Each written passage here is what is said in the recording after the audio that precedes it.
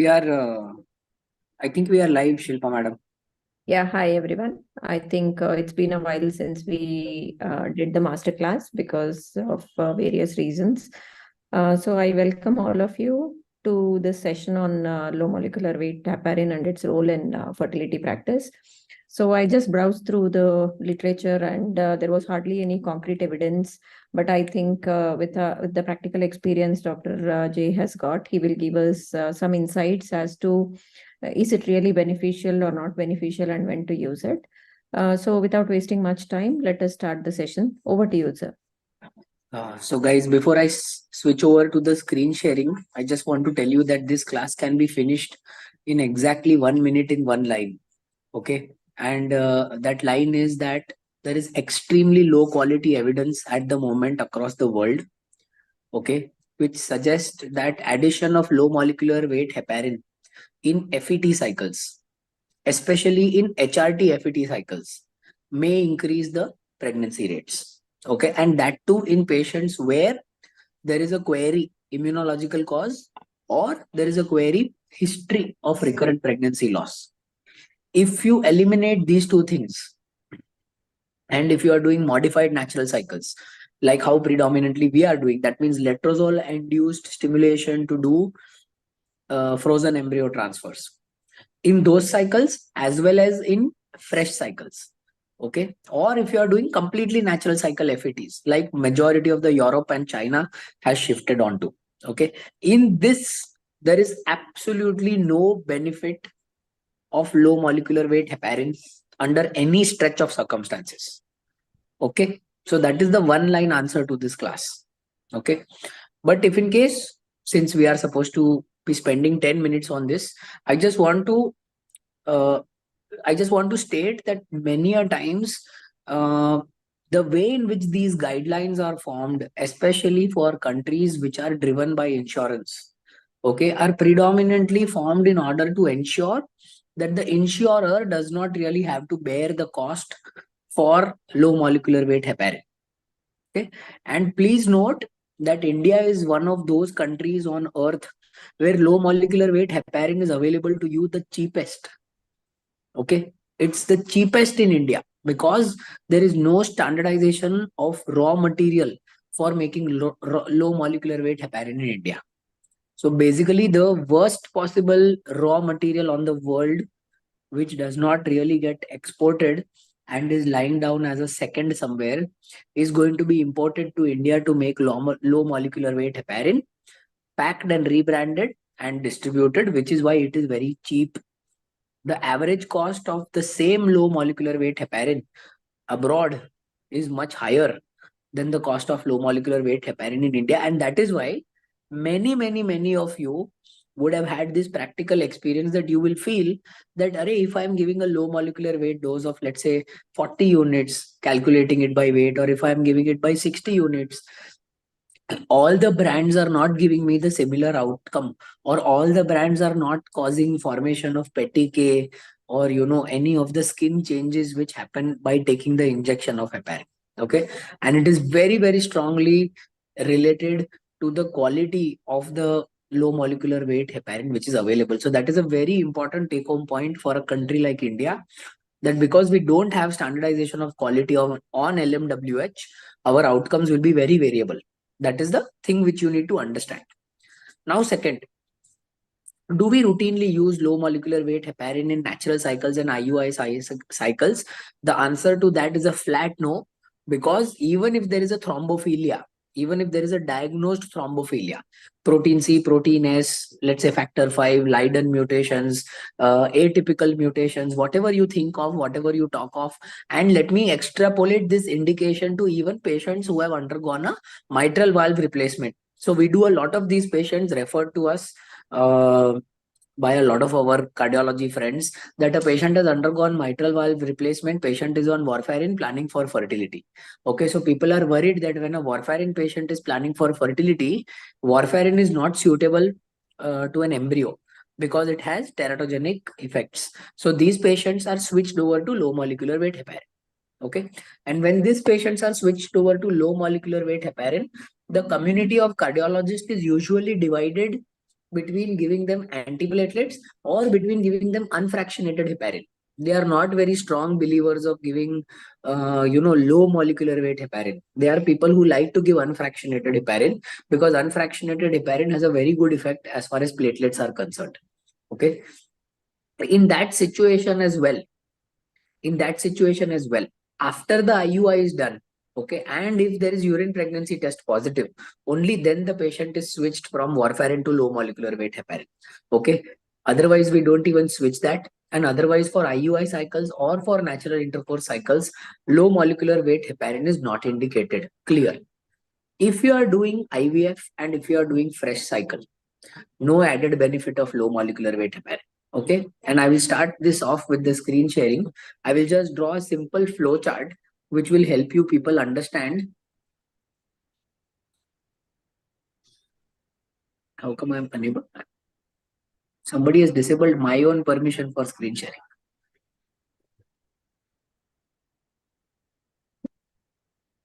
Now it is sharing.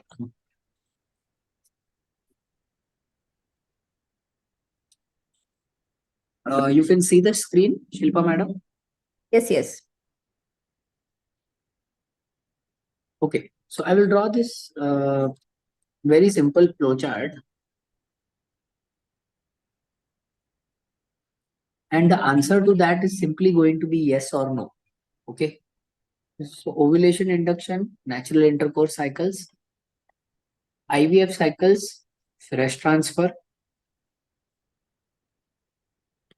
IVF cycles, modified natural cycle transfer. In IVF cycles, natural cycle transfer. In IVF cycles, HRT induced FET transfer. Okay. So answers are very, very simple. No, no here, no role, no role. And here you have this typical political role, which is maybe. Okay. Now, this is going to cover all the blanket of investigations. That means the reason why you don't need it in modified natural cycle and natural cycle is because of presence of corpus luteum. The corpus luteum itself secretes VEGF, relaxins, and activins. Okay, all these three molecules are extremely good as far as anti-clotting is concerned. Okay. Also remember, this low molecular weight heparin is basically going to try and go and act at the level of the capillaries. Okay, this is going to act at the capillary level.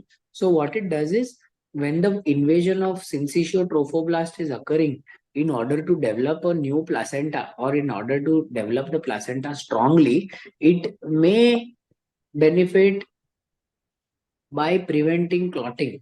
Okay, that is the only thing it does.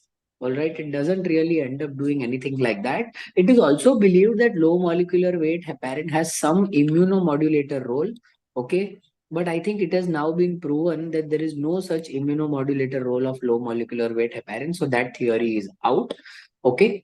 The second thing which people need to consider, that just in case you are using this and you are using low molecular weight heparin for whatever indications, okay, then till how long should you give it? So people are divided in opinions here as well.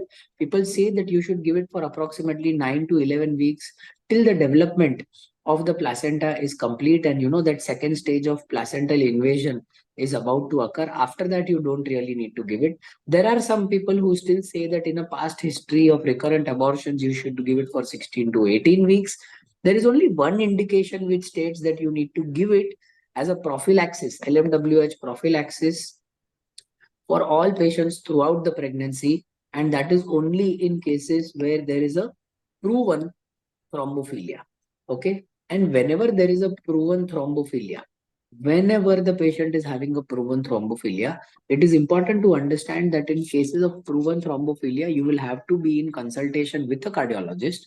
And when you are in with a consultation of a cardiologist in proven thrombophilias, it not just extends till the date of delivery, it usually extends for approximately 6 weeks or sometimes even 7 days, as short as 6 weeks of 7 days postpartum as well. Okay, please just keep this in mind. This is especially for patients who are having a proven thrombophilia. But apart from these indications, if I were to club low molecular weight heparin, then low molecular weight heparin is something in an IVF cycle, if in case you are not dispensing it through the pharmacy, okay, especially in India. Okay, then, and if it is a part of your package, then you will have to really rationalize the use of it. If you are dispensing it as a part of your package to ensure that your pharmacy revenues are going up, then you can probably ignore all these indications and use it whenever you want. Okay, so with this, I conclude the role of low molecular weight heparin in pregnancy. With this, I also want to add that if patient is on any form of anti-clotting agents or anti-platelet agents, like rivaroxaban, if the patient is on that, is commonly available as Xarelto, okay, in our country. Then if the patient is on any form of warfarin, if the patient is taking any form of clopidogrel, okay, in all these situations, these are common patients to get these days, very common. In fact, in our today's OPD, we had seen two patients who have undergone, one lady is age 26, married only since 1 year, no family history, no hyperlipidemia, nothing, and she has undergone an angioplasty. Okay, imagine just at 26. Normally, you would imagine married men to have undergone due to stress of marriage and angioplasty or something.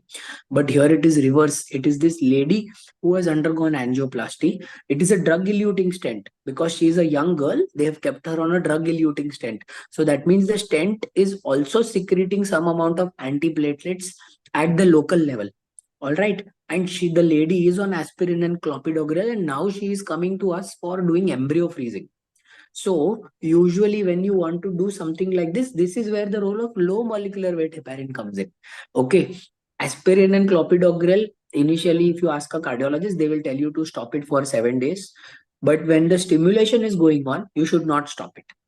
When your fourth injection or fifth injection is finished, and when you do addition of antagonist in the patient, that is when you stop giving the patient aspirin and clopidogrel. You allow to wait for 4 days. As soon as the pickup is finished, after 12 hours of finishing the egg pickup, you must again speak to your cardiologist and speak to the cardiologist and ensure that he is taking the responsibility of starting Xarelto, or he is taking the responsibility of starting clopidogrel in such situations, because they will forget that in this situation, if the patient ends up in OHSS, they are finished. Okay, because this ovary will bleed like a tap. I have seen and managed 4 cases so far, all of them something like this, and all of one of them is a cardiologist daughter herself, okay, whom we have managed. So it is unbelievable headache to manage this. But keep this in mind, because this is where the role of heparin comes in, for that window which you have where there is no clotting factor going inside the body and you have to do a pickup. Prophylactic dose of low molecular weight heparin is safe for the patient, safe for the doctor, and safe for the pickup. All three of these situations. Okay, so just keep that in mind. I just thought I should add this because these days we are seeing quite a lot of patients who are having cardiac problems, post cardiac problems, and are referred for fertility services. Okay, yeah. See, what usually happens is, like, I think as a blanket treatment protocol post embryo transfer, I think it is one of the commonest drugs like progesterone, which is added in everybody's the post embryo transfer the drugs that we give. So you in your practice don't do it, is what you're telling, that No, you don't? madam. Till we were doing it till 2022 for almost every patient. We were also doing blanket only, madam. Okay, we were also giving it to everybody because we were predominantly entertaining this previous 1 or 2 cycles failed IVF patients. So we were also honestly doing blanket. But then in between, what had happened is, from Shanghai manufacturers, there was a shortage of low molecular weight heparin post COVID. Okay, there they had entered a conflict with Indian manufacturers that they could not supply the raw material to India. So in that situation, heparin went short. Okay, and when heparin went short, there was a window of 2.5 months where heparin was simply not available, and what was available was slightly more expensive. So we decided not to use it because it was a part of our package. We really don't charge people extra for all these things. Okay, so in that 2 months window, we did around, I think we had around 189 or something like that transfers, and our success rates and pregnancy rates, clinical pregnancy rates, everything was the same. So then one of our nurse pointed out that in this situation, when heparin was not there, also people were getting pregnant like that. So then we took 2-3 months to analyze it again. And now what we have started doing over the last 6 to 8 months, if you have seen our protocols, is that no patient is on heparin unless it is one of the thrombophilias. The heparin is started to the patient after becoming pregnant. Okay, and we continue it for around 8 to 9 weeks. So basically, the patient gets approximately 4.5 to 5 weeks of heparin. Okay, and that is continued till cardiac activity comes inside. And that ninth week scan is done just before the NT scan. The patient will stop heparin. Okay, and this is also given as a blanket to patients who have had one failed IVF cycle in the past or two abortions in the past. That's it. If there is no other history, like for example, if we are doing IVF for a microtisa patient, I mean purely azoospermia patient, okay, that situation we are not giving low molecular weight heparin to the patient. If the patient is just apla positive, you know ANA titer slightly positive, we are not giving heparin to these patients. Apla positive patient, only ecosprin is enough. They don't really require low molecular weight heparin. So now our consumption of low molecular weight heparin has become much more rationalized, is what I feel. And we don't use it blanketly anymore. It has been taken off from a part of our embryo transfer protocols. Okay, but see, if you tell about the costing, I think each pen of the heparin now, which is available, is about 2,500 per week. Okay, so if we by giving extra 5,000, you can prevent a miscarriage or you can prevent implantation failure. Don't you Yeah. think it's more cost effective, like, to do it than to, like, wait for one failure and then start it in the subsequent cycle? Honestly, that debate is right, madam.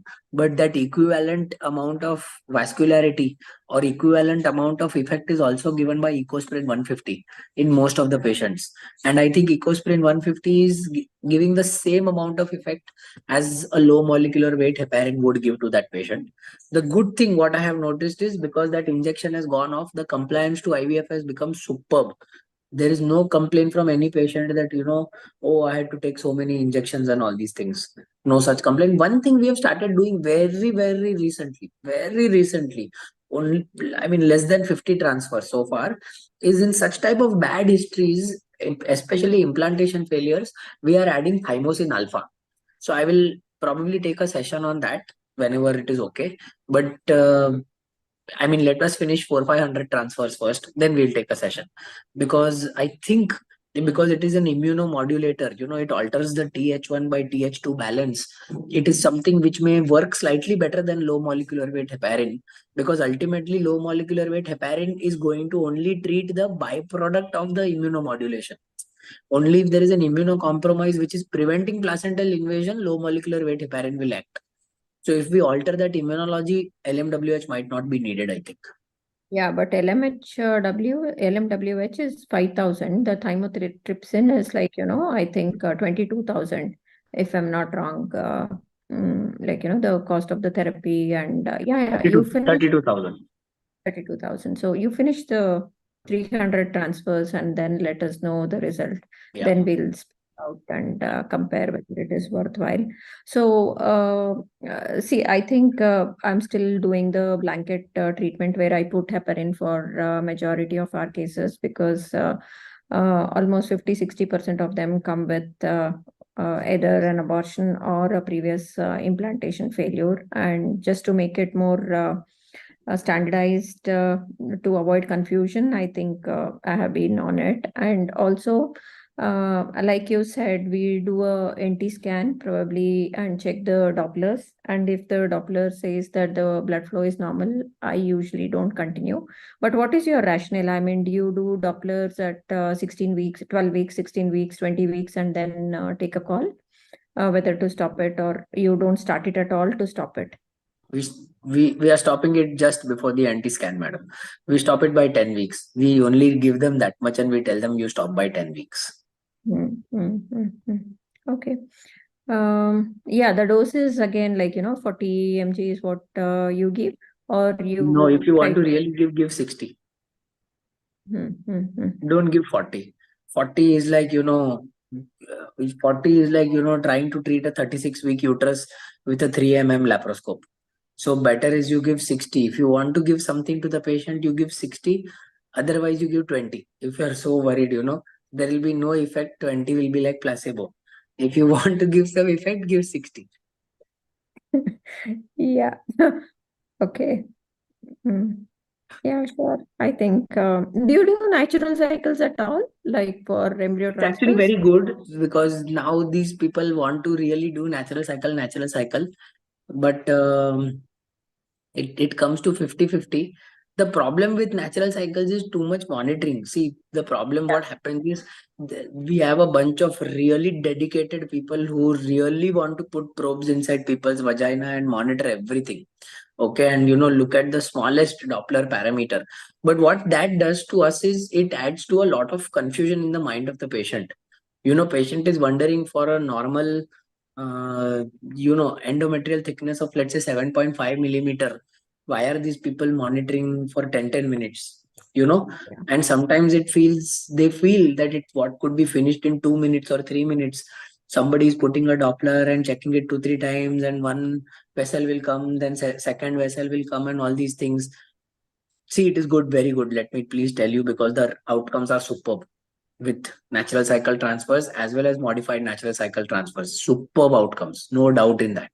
Okay, the only thing is, I think it is good for people who are doing less than 20 cycles or less than 30 cycles a month.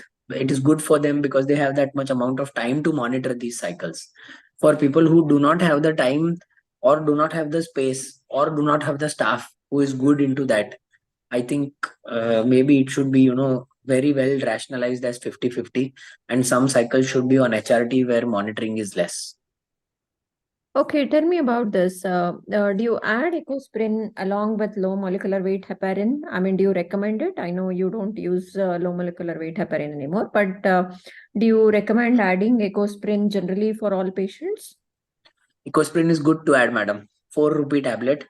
Okay. Uh, Is it's really good to add a 4 rupee tablet into every prescription which you have, because at least it will not do any harm. So isn't It it the same with low molecular weight heparin? Like adding doesn't really do any harm. I agree. Adding low molecular weight heparin won't do any harm. The only problem is, in India, we are not really sure of the standardization of quality. See, India is the only country where low molecular weight heparin per per pre-filled syringe, the cost difference between the manufacturer of the highest grade and the lowest grade is 2 times. Yeah. That is, it's like you are trying to say that in Bangalore, Mercedes is going to cost you 20 lakhs, but when you come to Bombay, it is 40 lakhs. When both of them are imported from Germany. How is it possible? Right? It's simply not possible. But because of that,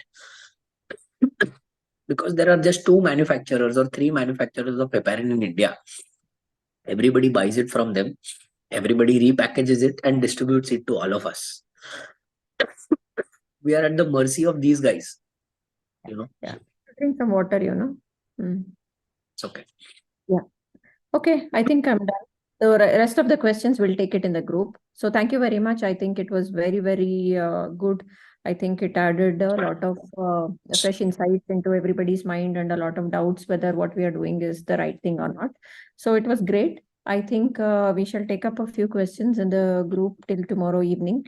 Thank you so much for this. I know you have been busy, but thanks. Thanks.